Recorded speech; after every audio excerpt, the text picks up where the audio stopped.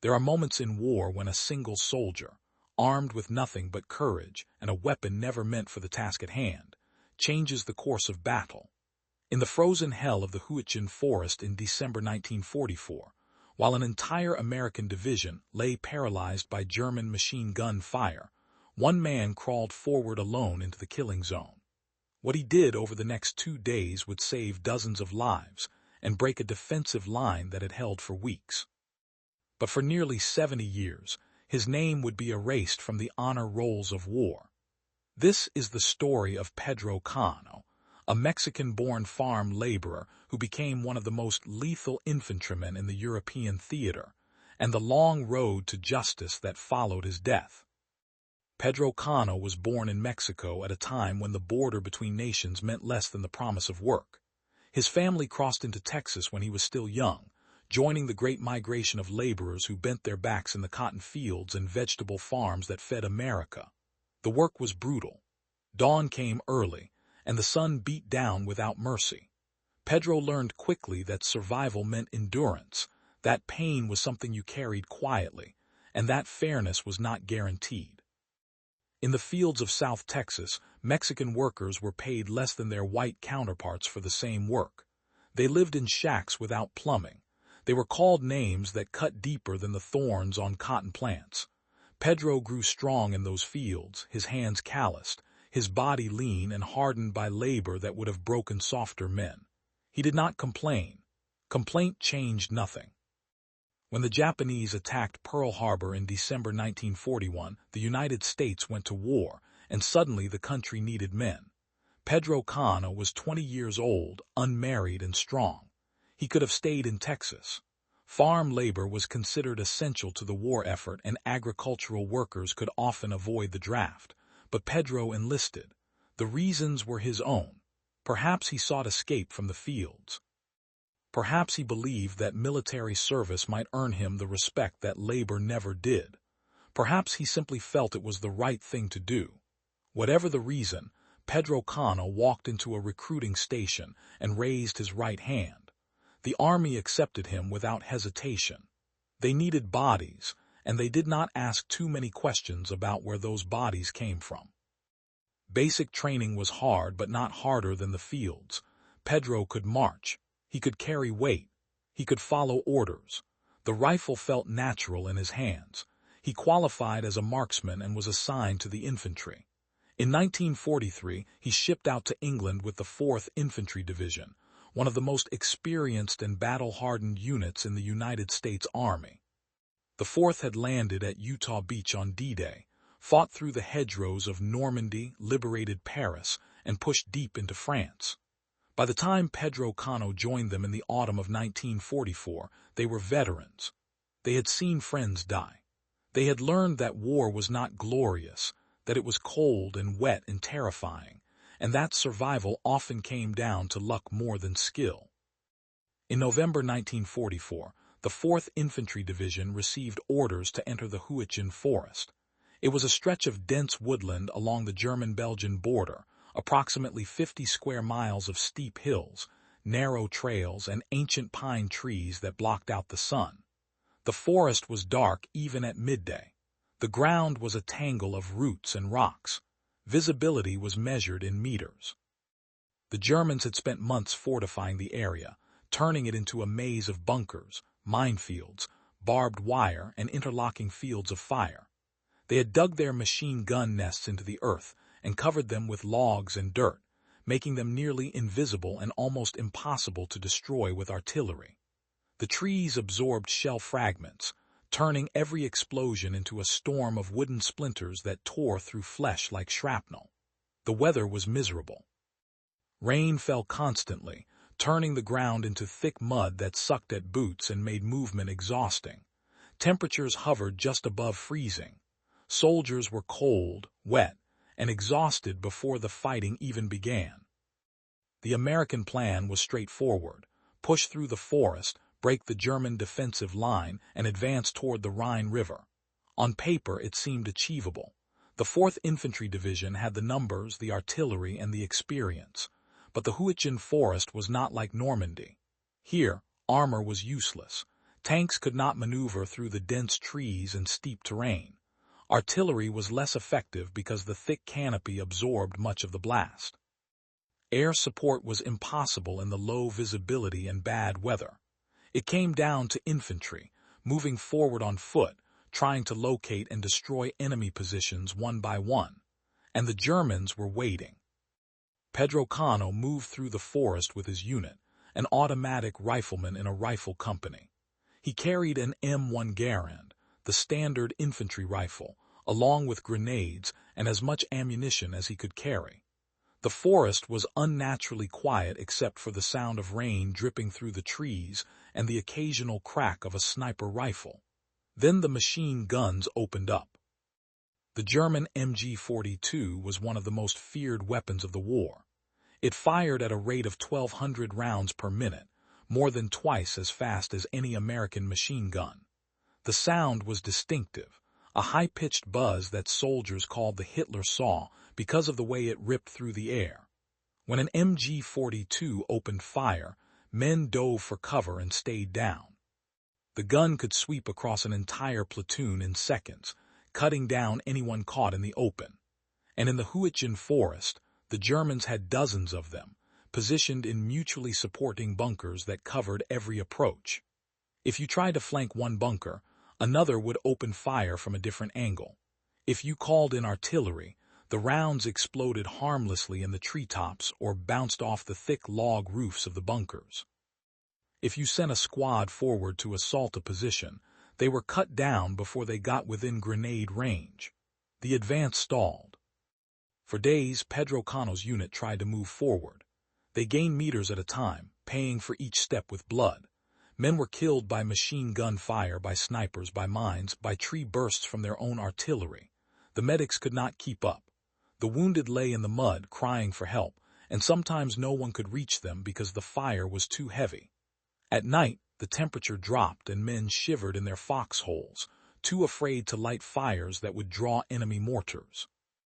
They ate cold rations and tried to sleep, but sleep was difficult when you knew that the Germans might attack at any moment.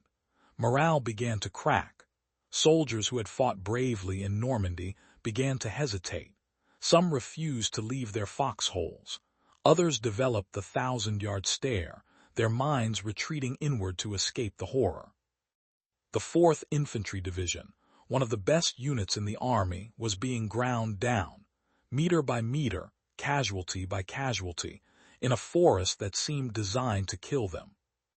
On December 2, 1944, Pedro Cano's company was ordered to attack a German defensive position that had held them up for more than a week.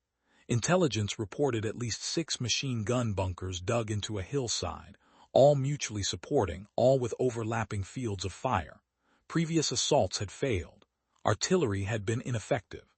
The company commander was running out of options. The attack was scheduled for dawn. Pedro Cano did not sleep that night.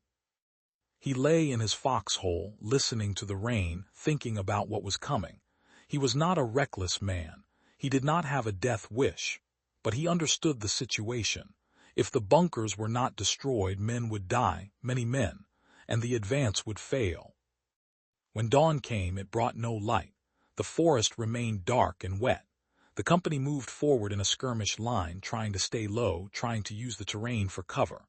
The German machine guns opened fire almost immediately. The air filled with the sound of buzzing saws and the crack of bullets hitting trees. Men dropped, some dead before they hit the ground, others wounded and screaming. The advance stopped. Soldiers pressed themselves into the mud, trying to become invisible. Officers shouted orders, but no one moved. To move was to die. Pedro Cano lay behind a fallen log, his heart pounding, his breath coming in short gasps. He could see the muzzle flashes from the bunkers, could hear the relentless hammering of the machine guns, and he made a decision. Near his position, another soldier had been carrying an M1A1 bazooka. The man was dead, killed in the first seconds of the assault. The bazooka lay beside him in the mud. Pedro Cano crawled over, pulled the weapon free, and checked it. The bazooka was designed to destroy tanks. It fired a rocket-propelled projectile that could penetrate armor at ranges of up to 300 meters. It was not meant for attacking infantry bunkers. It was heavy, awkward, and dangerous to use. The backblast from the rocket motor could kill anyone standing behind the shooter. It had to be fired from a stable position, ideally with a loader to help. And in the close confines of the forest, with limited visibility and uneven terrain, it was almost impossible to aim accurately. But Pedro Cano was not thinking about doctrine. He was thinking about the bunkers. He crawled forward. He did not stand. He did not run. He moved slowly, carefully, using every bit of cover, dragging the bazooka with him. The machine gun fire was continuous. Bullets snapped through the air above his head. He pressed his face into the mud and kept moving. Meters felt like miles. His arms burned from pulling himself forward. His legs were soaked and numb. But he kept going. He had grown up crawling through cotton rows under the Texas sun. He knew how to move low and stay hidden. After what felt like hours but was probably only minutes, he reached a position where he could see the nearest bunker clearly. It was less than 50 meters away, a low mound of dirt and logs with a narrow slit for the machine gun barrel. He could see the muzzle flash, could see the gunner inside, a shadow behind the weapon. Pedro Cano loaded a rocket into the bazooka, braced the weapon against his shoulder, aimed and fired. The rocket streaked forward, trailing smoke, and struck the bunker just below the firing slit. The explosion was deafening. Dirt and wood and fragments of metal flew into the air. The machine gun stopped firing. Pedro Cano did not wait to see the results. He reloaded, crawled forward to another position, and fired again at a second bunker. Another explosion. Another gun silenced. The Germans began to react, shifting their fire toward him, but he was already moving, crawling through the mud, dragging the bazooka, loading, firing, moving again. He destroyed a third bunker, a fourth. Each time he fired, he exposed his position. Each time the Germans tried to kill him, bullets tore through the ground around him. Mortar rounds began to fall, the Germans calling in indirect fire to try to stop him. But Pedro Cano did not stop. The soldiers who watched him later said they could not believe what they were seeing. One man, alone, crawling forward under fire that would have pinned down an entire platoon, systematically destroying fortified positions with a weapon that was never designed for the task. Some of them began to move forward, using the gaps he created to advance. The German defensive line, which had held for days, began to crack. Pedro Cano destroyed a fifth bunker, a sixth. He lost count of how many rockets he fired. His ears were ringing from the explosions. His shoulder was bruised from the recoil. His hands were raw and bleeding, but he kept moving. On the second day, December 3rd, he did it again. The Germans had repositioned during the night, bringing up fresh troops and establishing new machine gun positions. The assault resumed at dawn, and once again the advance stalled under heavy fire. And once again, Pedro Cano picked up the bazooka and crawled forward. By now, the other soldiers knew what he was doing. Some of them tried to provide covering fire, shooting at the bunkers to keep the Germans' heads down while Pedro moved. But mostly it was him alone, inching forward through the mud and the rain, loading and firing, loading and firing. He destroyed bunkers that intelligence had not even known were there. He broke defensive positions that had been considered impregnable. He killed or wounded approximately 30 German soldiers over those 2 days, not through recklessness, but through cold, methodical, terrifyingly effective infantry work. And then the mortars found him. German artillery observers had been watching, trying to pin down his position. On the afternoon of December 3rd, a barrage of mortar rounds fell directly on his position. Pedro Cano was hit by shrapnel, multiple fragments tearing through his legs and lower body. He went down hard. Medics rushed forward under fire, dragged him back to cover, and began working on him. He was bleeding heavily. His legs were shattered. He was conscious but in shock. They loaded him onto a stretcher and carried him back through the forest to an aid station. From there, he was evacuated to a field hospital, then to a hospital in England, and eventually back to the United States. His war was over. The 4th Infantry Division moved forward. The defensive line that had held them up for weeks was broken. Casualties were still heavy, but they were advancing. Officers began writing after-action reports, documenting what had happened. Pedro Cano's name appeared in several reports, always with the same details: extraordinary courage, initiative, and effectiveness. His company commander recommended him for the Medal of Honor, the highest military decoration in the United States, awarded for conspicuous gallantry at the risk of life above and beyond the call of duty. The recommendation went up the chain of command, moving from battalion to regiment to division, and somewhere along the way, it was downgraded. In March 1945, Pedro Cano was awarded the Distinguished Service Cross, the second highest military decoration. It is an extraordinary honor given only for extreme gallantry in combat, but it is not the Medal of Honor. The official citation praised his courage and initiative but did not fully capture the scale of what he had done. There was no ceremony, no public recognition. The medal was mailed to him while he was still recovering in a hospital. The war in Europe ended 2 months later. Pedro Cano returned to Texas, his legs still damaged, his body carrying shrapnel he would never be rid of, and went back to work in the fields. For decades, historians and military researchers have studied the pattern of awards given to soldiers during the Second World War. The numbers reveal an uncomfortable truth. Hispanic soldiers, African American soldiers, Asian American soldiers, and Native American soldiers received the Medal of Honor at significantly lower rates than their white counterparts, even when their actions were comparable or more heroic. The evidence suggests systemic bias, not in individual decisions but in the institutional processes that reviewed and approved awards.